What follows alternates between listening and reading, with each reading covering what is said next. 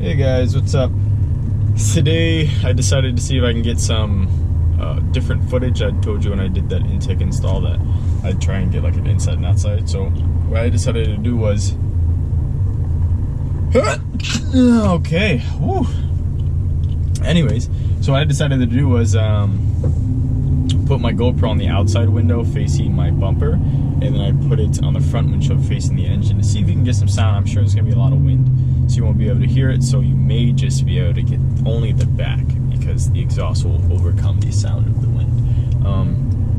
But this will be a super short video, just giving you some sounds, and then also I'll give you like a starting it and, you know, seeing if we can get my snap crackle pop game up, because this exhaust definitely made, or this intake definitely made my exhaust deeper, and it made my snap crackle pop game pretty strong, or stronger than it was. So I'll see if I can get those shots for you guys, and that'll pretty much be it. So thanks for watching. Subscribe if you want some future content, and give me a thumbs up. See you later.